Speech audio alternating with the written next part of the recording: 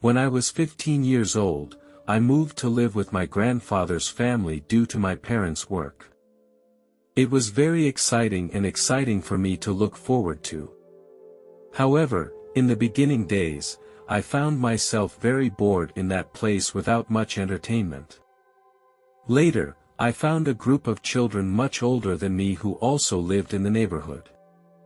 They became my friends. However, their way of entertainment was different from what I perceived as normal activities. They often drank in secret, and I began to get involved. Some of these kids were no longer students, they were older and had more life experience. With them, I felt I was becoming more mature. I also began to feel some guilt. I knew that this behavior was discouraged and could have a negative impact on my health and schooling. I was always vigilant and cautious. I did not tell my family because I knew they would be concerned and disappointed by this behavior. During that pastime, kids who were older than me would drive me around in search of excitement. This made me feel excited and nervous because I had never experienced anything like it.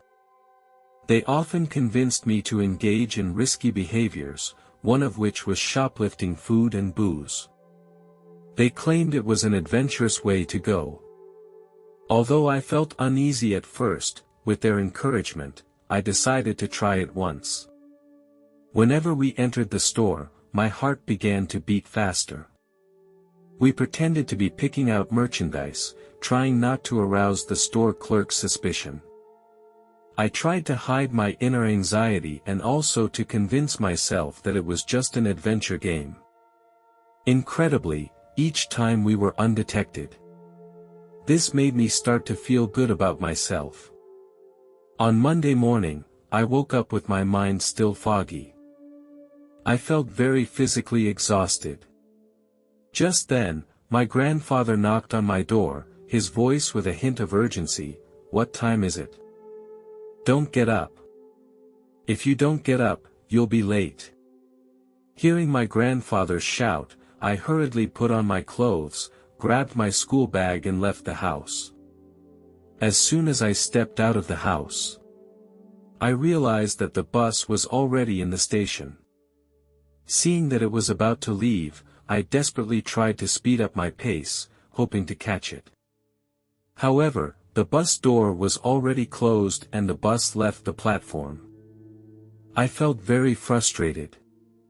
I didn't want my grandfather to drive me to school because I didn't want to face his nagging and scolding eyes. I decided to walk to school, and I started walking slowly along the narrow road. The weather that day was very bad, visibility was very low, and a thick fog filled the area. I was wearing a black dress that seemed to blend in with my surroundings. I walked along the edge of the road for some distance. I did not notice a car approaching behind me. Suddenly, I heard an ear-splitting sound of brakes and instantly, I felt a sharp pain. I fell to the ground after my body was violently hit. The pain was unbearable and I felt my mind was in turmoil. I also heard a scream, but I couldn't be sure if it came from myself or the driver. When I regained consciousness, I appeared in a completely different world. I entered a space of peace and warmth.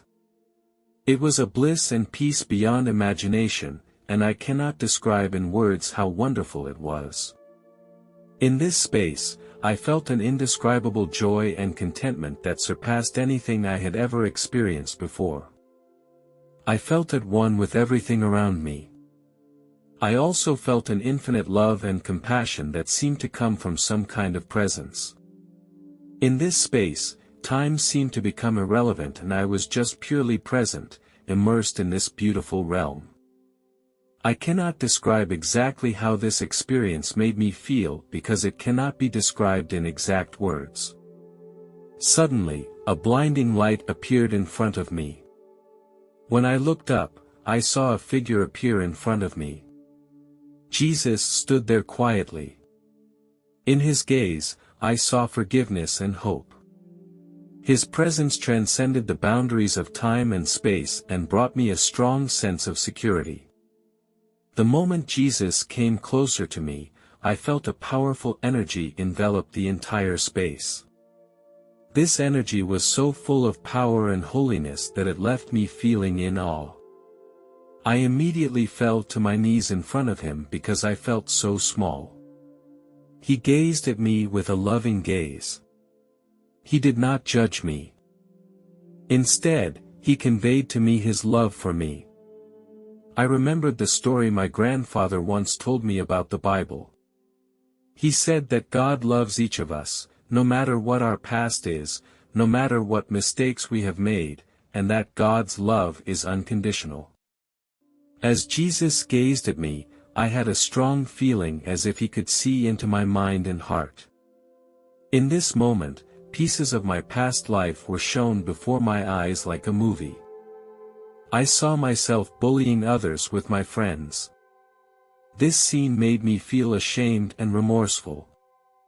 I saw myself abusing illegal drugs with my friend. We were seeking fleeting pleasures.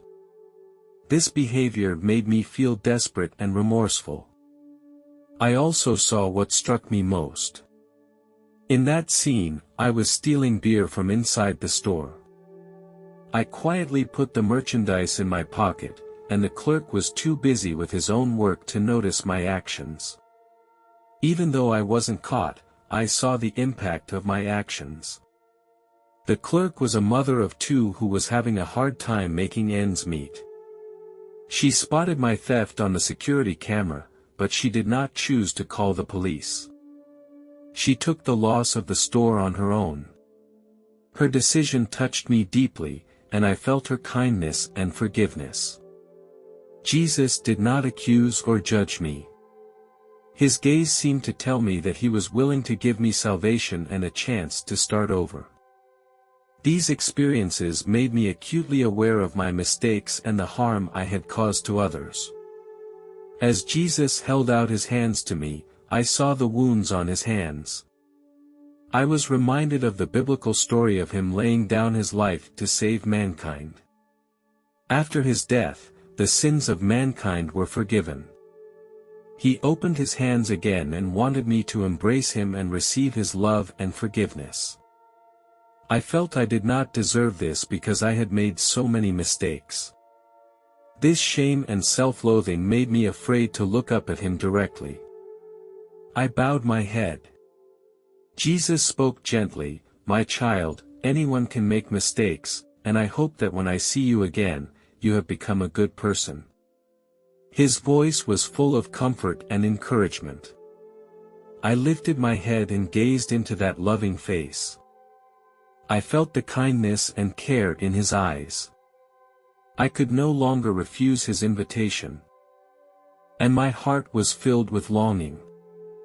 I began to rush into his arms and I felt a surge of strength envelop me. In his embrace, I felt that I had received true forgiveness and redemption. I understood that although I had made mistakes, his love was unconditional. Just as we were embracing, suddenly I heard a surge of electricity. I felt a powerful energy pass through my soul. I longed to be with Jesus, to feel his presence and guidance. However, I found myself unable to open my eyes and see what was around me.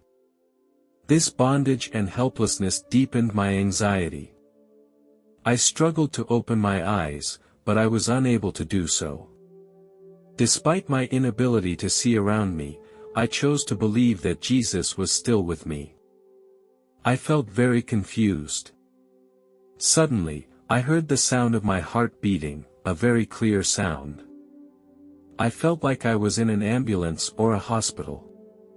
My body was filled with pain. In this state of pain, my heart kept calling out to Jesus. Time seemed to become a blur, and I did not know how long had passed. I heard a familiar voice, the voice of my grandfather. He was calling out my name. The voice was so kind and warm. When I woke up from my hospital bed, the warm sunlight shone through the window into the room. This familiar glow made me feel very lucky. I was so happy to be back here. In this moment, I understood the preciousness and fragility of life. I realized that this was a fresh start, a chance to redefine my existence. Before I experienced this, my life lacked purpose and meaning. But from that day on, everything changed. Just then, the door slowly opened and my grandfather walked in, and behind him were my parents. "Son, you are finally awake." My grandfather walked to the bedside and he gently held my hand. Tears welled up in the corners of my mother's eyes. "Son, you really scared us." My mother's voice was choked with sobs. She gently stroked my cheek. Later, I successfully entered college and chose law as my major. I wanted to help those who had made mistakes and give them a chance to start over. I understand that this idea may sound a bit naive. But I have been striving to pursue this goal. After going through this, I decided to share my experience of meeting Jesus with those around me. However, I encountered skepticism and mistrust. They told me I was lying, and some even thought I was crazy. I felt frustrated and alone, not knowing who to turn to for support or how to share my experience. As the internet grew, I gradually discovered a fact that surprised me. There were many people who had gone through similar experiences as I had. They too had encounters with Jesus and felt endless love and compassion. This discovery gave me the relief that I had finally found a community that could share and understand me. This experience taught me an important lesson: no matter what, it is never too late to start over. No matter what mistakes we have made, we can all be forgiven and given new opportunities. Jesus has given me new direction and purpose in life. Although I still face questions from the outside world, I am convinced of the authenticity of this experience. I have learned to accept the lack of understanding and doubt of others because I know that this experience is unique to me and only I can truly understand the meaning of it. This experience has inspired me to keep moving forward in my quest for inner peace and growth. I understand that every person's experience and growth path is unique, and my experience became a turning point in my life. I am grateful for this valuable opportunity that has allowed me to re-examine myself and find new meaning and purpose.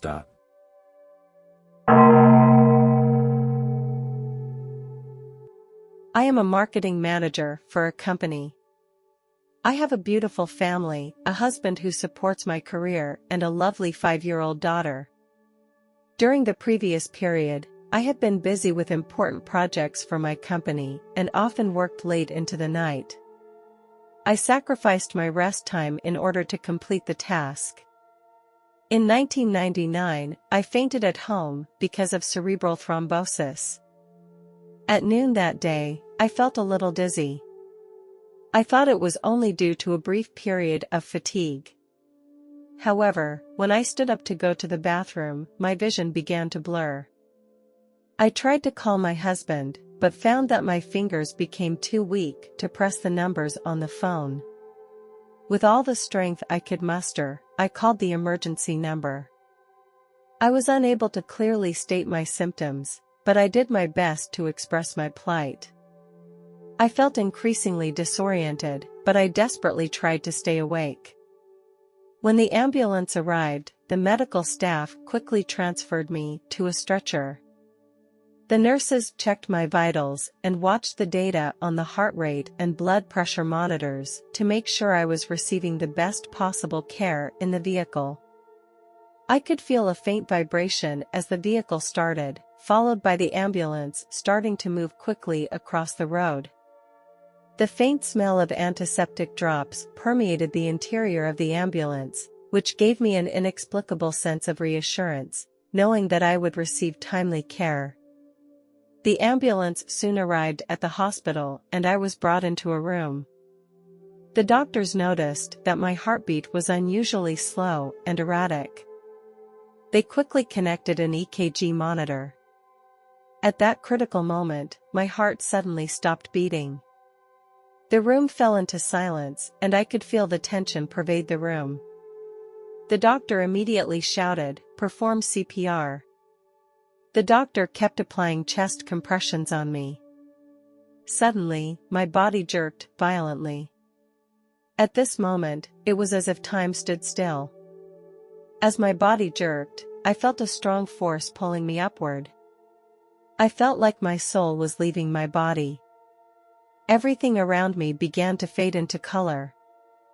As if I had entered a world of calm and emptiness. I surveyed my body as the doctors were applying chest compressions to me. The nurses anxiously passed around their tools, seemingly unaware that I had left. In this supernatural state, I felt a sense of peace. It was as if a great suction was pulling me upward, and I began to leave the Earth's gravitational range. The process was so rapid that I felt like a shooting star traveling through space, leaving a shining trajectory behind me. I realized that I was dead. Instead of fear or pain, I felt a sense of relief. I was no longer bound by my physical body, my soul was flying freely through the universe.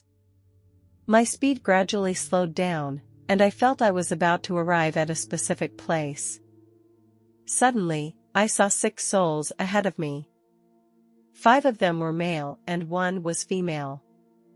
Although I didn't know them, I could feel their friendliness and kindness. Their presence made me feel warm, as if I had established a special connection with them. They smiled at me with warmth in their eyes. I felt their pure energy, as if they were messengers coming to greet me, waiting for me at this particular spot. They stood together in silence, each soul radiating a unique light and energy. Even though we had never met, I could feel the tacit understanding between them. Their presence gave me comfort, and I knew that I was no longer alone in this particular location. The communication between us did not depend on words. We communicate in a much more efficient and precise way, a flawless way of communication. This type of communication is not limited by words and can directly convey thoughts and feelings. When we are close to each other, our souls intertwine and information is transmitted in a pure and direct form. I could communicate with 6 other souls at the same time, as if there was no time or space between us. Each was able to fully understand the other. We did not need cumbersome verbal expressions. Thoughts and emotions were transmitted to each other in a pure way. In the course of our communication, I noticed that they seemed to have some differences. One of the men believed that I should be sent back to Earth because my time had not yet come. The woman, however, held a different view and felt that my own choice should be respected. After a few moments of silence, the woman turned to me and gently asked, "Would you like to come home with us or return to Earth and continue your life?" Her question made me feel very puzzled. Curiously, I asked her, "Do I have another home besides my home on Earth?" The woman replied, "Yes, you have a special home, a home that belongs to your soul. It exists in a realm beyond reality. That home is the harbor of your soul, it is a source of love, a place free from bondage and suffering." I replied, "I'm not so sure, I'd love to know about my other home. Can I go there and see it?" She nodded and then said, "Your choice will be yours to make. We respect your decision, and whether you choose to return to Earth or come home with us, your soul will find its way back." The woman smiled and held out her arm to indicate that I should follow them. The other 5 men also cast warm glances at me. They led me, away from my previous surroundings. Our speed began to pick up, and the scene around us changed rapidly as if in a dream. I felt like I was traveling through space at a speed beyond my imagination. Soon, we arrived at another place, my other home. Here, the air was filled with the sweet scent of flowers. The sky was like a beautiful painting. The sun shone throughout the space, warm and soft. Here, time seems to be frozen, there is no bondage, only eternal tranquility. The lake is like a mirror, and the fish swim freely in the water. Beside the lake is a soft white sandy beach, the delicate grains of sand gently glide over the toes, giving a warm and comfortable touch. People and animals live together peacefully, without fear or harm to each other. Birds chirp in the branches of trees and small animals run happily on the grass. Suddenly, a dazzling bright light appeared in front of me. In that bright light, a figure gradually emerged, wearing a white robe. The fabric of the robe looked very soft, as if it was woven by white clouds. The collar and cuffs of the robe were embellished with delicate embroidery. These embroideries shine with a faint light, like stars dotting the night sky. A thin white ribbon was tied around his waist. His hand gently rested on my right shoulder. The moment it touched me, his face began to gradually become clear. He had long, thick brown hair and bright, warm eyes. I could feel the love and care he conveyed to me, a love that was unconditional. He looked at me, and his voice was very gentle. "Son, you came here to find the answer to your heart. Now, it's time to make a choice. Do you want to go back to Earth and continue your life, or do you want to stay here?" I gazed into his eyes, and felt his love and care. It was as if a force inside me was guiding me. I took a deep breath and answered firmly, "Here, I feel endless harmony and peace. I would love to stay here, but I know that I can't leave my children just yet. I want to return to Earth, to my family." He smiled and nodded, his eyes revealing joy and encouragement. "You have made a wise choice, my son. Your child needs your company and love." He went on to say that after returning to Earth, my love will always be with you. He understood my responsibility and concern, but also encouraged me to face the challenges and difficulties on Earth. He placed his hand on my head and a warm energy entered my whole body, giving me great strength and courage. "Take my blessings and go back, child." As I prepared to leave, he gently held my hand and said, "Wherever you go, you will never be alone." I smiled and nodded my head. His silhouette gradually blurred, and his love and encouragement will forever remain in my heart. I look back at this home with gratitude and hope in my heart. I knew that I would be with them again in the near future. When I opened my eyes again, my husband held my hand tightly, his face full of worry. Beside him was my lovely daughter. "Mom, you're awake." Her voice was full of joy as she reached out and caressed my cheek. Her care and companionship made me feel overwhelmed with happiness. My husband hugged me tightly and said, "Honey, do you know how worried we were about you?" I gently patted his back. My daughter's voice was choked with sobs. "Mom, I thought I'd never see you again. I was so afraid of losing you." I hugged her tightly and wiped away her tears. "Mom, we have a surprise for you," my daughter said excitedly. I looked at her curiously, and she took out a handmade greeting card and handed it to me. On the card was a picture of our family. On the 5th day after returning home, my husband was watching a documentary about Jesus. Experts had recreated the image of Jesus based on the marks on the shroud. I was amazed by the scene. Suddenly, tears flowed unconsciously from my eyes. I tried to control my emotions.